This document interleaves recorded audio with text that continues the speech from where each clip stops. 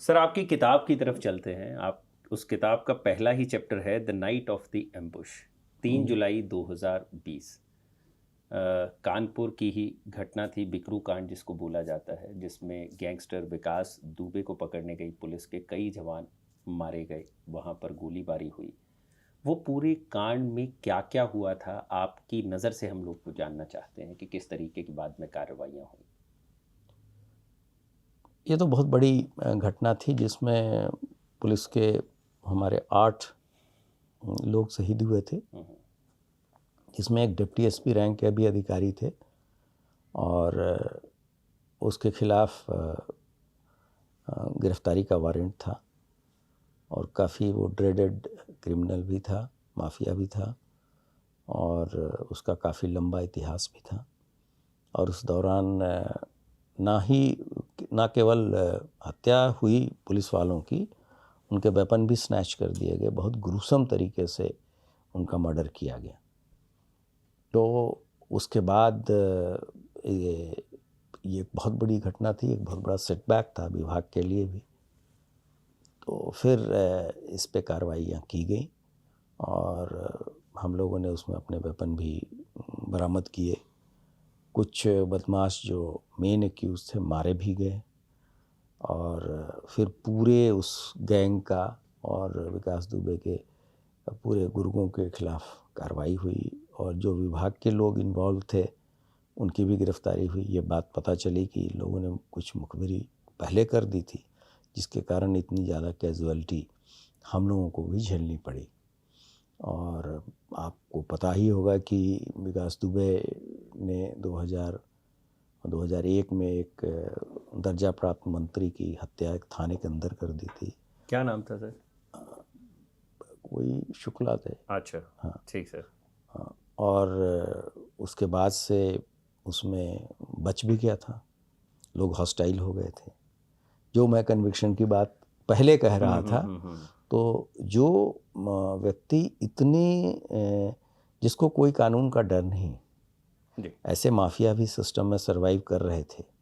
बिल्कुल सर। और उसके बाद से जो घटनाक्रम हुआ था वो तो पता ही है कि जब वो यहाँ कानपुर लाया जा रहा था कोर्ट में पेश करने के लिए, पूछताछ के लिए, तो उस दौरान फिर से उसने भागने का प्रयास किया। एक एक्सीडेंट भी हुआ था और उस दौरान जो एक्शन हुआ उसमें लोग मारा गया वो। और उसके बाद जो मीडिया में चीज़ें चलती हैं उस पर एक जुडिशियल इंक्वायरी भी सेटअप हुई थी। सर उसी चीज़ पे मैं पहले आना चाहता हूँ, फिर आप बताइएगा जुडिशियल इंक्वायरी को लेकर। विकास दुबे पकड़ा जाता है, विकास दुबे पुलिस कस्टडी में है और अचानक से जीप पलट जाती है और उसके बाद कहा जाता है कि वो भागने की कोशिश करता है और एनकाउंटर में मारा जाता है।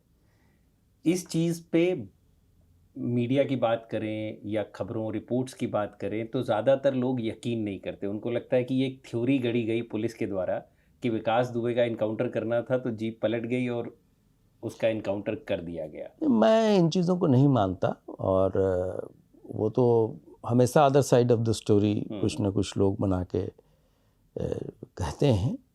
और चूँकि वो भी इतने दिन से बड़ा माफिया था तो उसके भी तो अपने तंत्र थे जो इन चीज़ों को उठा रहा था। और इसकी तो पूरी बाज़ाब्ते जांच हुई।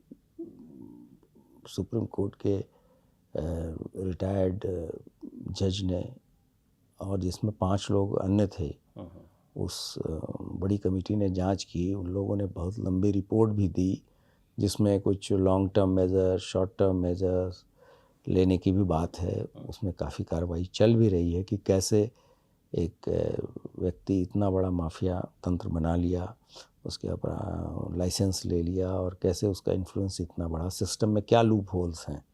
तो सर जांच बैठी उस पर? हाँ हाँ, पूरी जांच बैठी और उसमें बाज़ाब्ते सभी गवाहों के बयान हुए।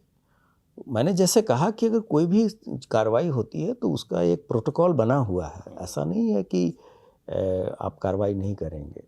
और सभी ऐसी संस्थाएं जो इन चीज़ों को मॉनिटर करती हैं वो काफ़ी क्लोजली इन चीज़ों को देखती हैं। उसके सारे जो